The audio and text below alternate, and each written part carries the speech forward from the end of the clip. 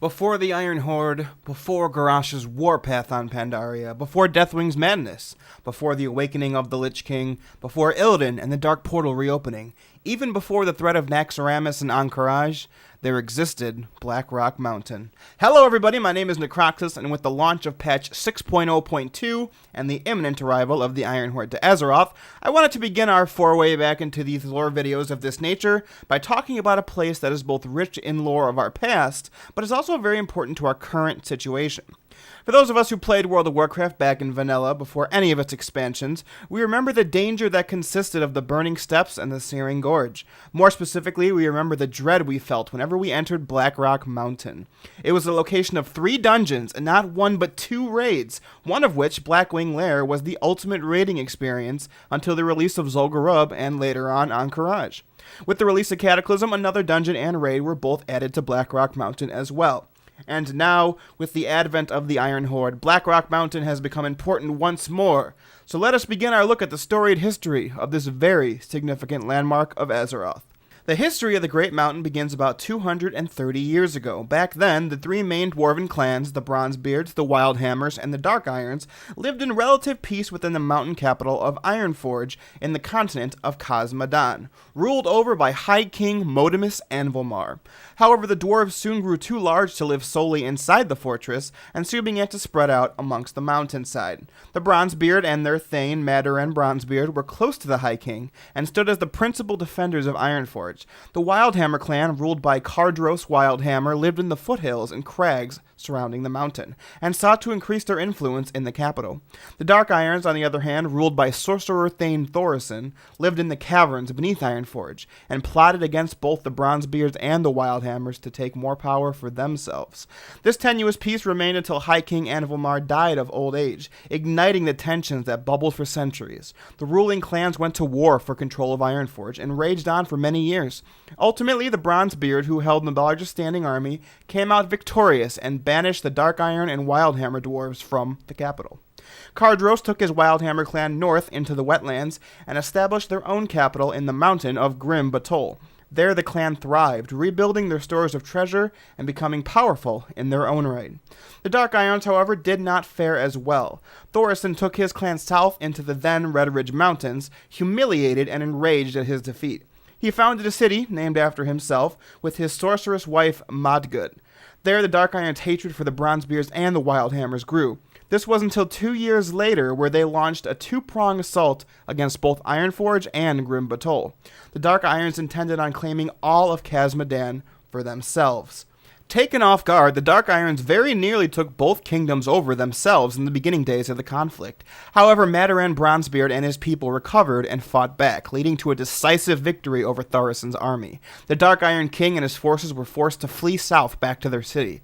Meanwhile, Thorison's wife Modgud led an attack against Grim Batol and the Wildhammers. As she confronted her enemy, she began using dark, shadowy magics against them. Shadows moved at her command, and dark things crawled up from the depths of the earth to stalk the Wildhammers in their own halls. Eventually, Modgud broke through the gates of Grim Batol and laid siege to the fortress itself. The Wildhammers, also taken off guard, very nearly lost to her sorceress army. They fought desperately, but ultimately claimed victory after Cardros himself entered the fray and slew the sorceress queen. With her loss, the remaining Dark Irons fled back to their city. As they retreated, the Dark Irons ran smack dab into the Bronzebeard army, who was sent to reinforce their Wildhammer cousins. Trapped between 2 forces, Modgud's forces were utterly destroyed. Together, the combined army of the Bronzebeard and Wildhammers turned south, intent on destroying Thorison and his Dark Irons once and for all.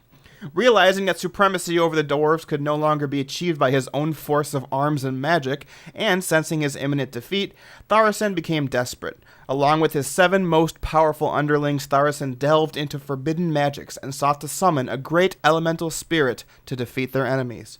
What emerged from the ritual was none other than the elemental lord of fire himself, Ragnaros. Drastically underestimating the raw power of Ragnaros, Thorison and his allies were instantly killed in the resulting explosion of the conjuring. The landscape also suffered greatly. Large portions of the northern Red Ridge Mountains and some of southern Khaz-Modan were shattered, becoming the Burning Steppes and the Searing Gorge. And smack dab in the middle of these 2 areas now rested the great black peak of Blackrock Mountain. Witnessing what Thorson had wrought upon himself and the land, the combined army of the dwarves ceased their march on the Dark Irons, leaving the survivors to their fate and officially ending the War of Three Hammers. Centuries passed, and deep beneath the mountain a massive city was constructed in which the surviving Dark Irons lived, named the Blackrock Depths. Emperor Dagran Tharason, a descendant from Sorcerer Thane Tharason and his wife, rules over his people through a combination of charisma, sorcery, and iron will. However, like his predecessors have been ever since the summoning, Dagran Tharason serves Ragnaros above all else. Eventually, the Dark Portal was built, and the alien invaders known as the Orcs attacked Azeroth. The first war came and went with Stormrun's destruction, and following this, the Blackrock clan of Orcs reached the mountain and took control of its upper reaches. As such, during the Second War, Blackrock Spire served as the headquarters of the Orcish Horde. During the conclusion of the Second War, Blackrock Mountain served as the site of the final iconic battle between the Alliance of Lordaeron and the Orcish Horde. Here, the Alliance's leader, Anduin Lothar, was killed by the Orc war chief Orgrim Doomhammer. Doomhammer had hoped his death would disenfranchise the Alliance forces. Instead, the opposite happened. Lothar's second-in-command, the Paladin Turalian, took up Lothar's broken sword and smote the war chief, and his forces were roundly defeated. With Doomhammer in captivity, the Alliance then chased the remnant Orcs all the way to the Dark Portal, killing or capturing those they could, and ultimately destroying the portal itself. Despite the majority of Orcs who remained on Azeroth being captured and placed into internment camps, there were stragglers who managed to avoid the Alliance forces and hide in the wilds. Grom Hellscream is a perfect example. Two other important Orcs who also avoided capture were the brothers Rend and Maim Blackhand, dual chieftains of the now defeated Blacktooth Grim and Blackrock clans. They went about rescuing some of their warriors from these internment camps and took their forces back to Blackrock Mountain. Ultimately, these orcs were joined by remnants from the troll tribes of Smolderthorn, Firetree, and Spirestone. Also, a small group of ogres and even some goblins came together, and then they formed the Dark Horde. This small faction remained within Blackrock Spire, reinforcing and rebuilding their forces for 2 years until the remnants of the Dark Portal were reopened by Ner'zhul and his forces on Draenor. Seeking to obtain several magical artifacts needed to create portals to other worlds from Draenor, Ner'zhul's forces approached Rend and asked them to borrow their subjugated red dragons to use as mounts. He refused, not wishing to ally himself with Ner'zhul, seeing himself as a war chief now in his own right. And shortly after this, the Black Dragon Nefarian arrived at Blackrock Spire and took control of the Blackhand brothers and their Dark Horde, reinforcing his Black Dragonflight army with them. Soon Nefarian and Blackwing Lair and Ragnaros beneath the mountain in the Molten Core waged a brutal war for supremacy and control of the mountain. Ragnaros controlled the Dark Iron Dwarves, their machines, and their golems, as well as beasts and powerful elementals such as Baron Geddon and the Flamewalkers. Ragnaros also had the aid of Twilight's Hammer, who served the Old Gods, whose forces Ragnaros was a part of. Nefarian, meanwhile, controlled the Dark Horde, his portion of the Black Dragonflight, as well as his experimental Chromatic Dragonflight. During this time, Maim Blackhand was killed by a group of Dark Irons. In the end, however, the forces of the Horde and the Alliance would end up taking down each side in this conflict in their own respective ways. The Alliance became vested in Blackrock Depths, which protected the Molten Core, after Dagran Tharason kidnapped Moira Bronzebeard, the daughter and only child of the King of Ironforge, Magni Bronzebeard. The king insisted that his daughter was taken and kept hostage through the use of mind control. However, when the heroes of the Alliance reached King Tharason, they killed him, expecting relief and gratitude from Moira. What they got instead was spurn and hatred. Moira was not mind-controlled. She had fallen in love with Dagran and was even carrying his child. She would eventually go on to give birth to Dagran Tharason II, a child with both Bronzebeard and Dark Iron heritage in his blood. When Magni was petrified years later, preceding the Cataclysm, Moira re-emerged as the new leader of the Dark Irons, proclaiming herself the legitimate heir of Ironforge, to which she'd then give to her son when he was old enough. After a rocky start in which Moira locked down Ironforge with her forces and took Anduin Wrynn hostage, the Council of Three Hammers was formed, with Moira as the Dark Iron representative. With the way to Molten Core now clear, heroes of the Alliance and the Horde began attacking Ragnaros' lair. Aided by ancient enemies of the Fire Lord, the Water Elementals calling themselves the Hydraxian Water Lords, Ragnaros and his forces would eventually be defeated, and the Fire Lord himself sent back to the elemental plane of fire, the Firelands. Although he would return one day to attack Mount Hyjal, Ragnaros had been stopped for now. As the Alliance was busy with the Dark Irons, Rend Blackhand caught the interest of Thrall, now War Chief of the Horde. Thrall took issue with Rend proclaiming himself a war chief, as well as the nuisance that his Dark Horde has been for his horde, as well as the Alliance, calling for his head. True to the war chief's call, heroes of the Horde attacked Upper Blackrock Spire, destroying both the Dark Horde's forces, a large number of Black Dragonflight eggs, and a powerful Black Dragonflight general, and ultimately, they killed Rend Blackhand himself. With Nefarian's outer defenses to his base destroyed, heroes of the Alliance and Horde attacked his inner sanctum. There they found the most powerful of his Black Dragon forces, as well as the results of his Chromatic Dragon experiments. And while it isn't known which faction struck the final blow on the Black Dragon, his head would be mounted in Orgrimmar, and Varrock Sarfang, a year later while the Horde was attacking the Scourge in Northrend, would mention mounting Nefarian's head on a spike. And while the forces of Blackrock Mountain were being dismantled, the Alliance learned from one Marshal Windsor being held in prison in Blackrock Depths that the noble Katrana Prestor, advisor to the Child King of Stormwind Anduin Wrynn, was actually the Black Dragon broodmother Onyxia herself. Furthermore, Onyxia had orchestrated the kidnapping of the true King of Stormwind, Varian. She had also manipulated Bolvar Fordragon, the Regent Lord, into appointing Anduin as king at 10 years old to further her control over the kingdom. Ultimately, Varian would return and in the end slay Onyxia in her lair. Her head was taken to Stormwind to be mounted, and is also rumored to be the reason why Deathwing attacked the city when he emerged from the Cataclysm to reclaim his daughter's head. Of course, there's a lot more to the story about Varian, how he was kidnapped, what Onyxia did to him, where he went after freeing himself from her capture, but that whole story is kind of a mess lore-wise. You can go and listen to my Varian video if you want to hear it. With Dagran, Rend, and Nefarian dead and Ragnaros banished, Blackrock Mountain fell silent once more. The Horde and the Alliance emerged victorious over both factions vying for control of the base, and soon turned their attention to more pressing matters. The Dark Portal would reopen, leading the heroes of Azeroth to another planet, and following that, the Lich King would reawaken and threaten the world as well. Following the Lich King's death, however, the corrupted Black Dragon aspect, Deathwing, once known as Neltharion, burst forth from the Maelstrom back onto Azeroth, bringing with him a cataclysm which permanently transformed the face of the planet. His goal was to bring about the Old God's Hour of Twilight, which was nothing short of the utter destruction of the entire world. He was reinforced, just like his son was, by Twilight's Hammer, an old orc clan whose purpose had changed over the years but now served the Old Gods, and had grown quite large in number. Deathwing also convinced two of the Elemental Lords to side with him as well, the Wind Lord Alakir and the Fire Lord himself, Ragnaros, back for round 2.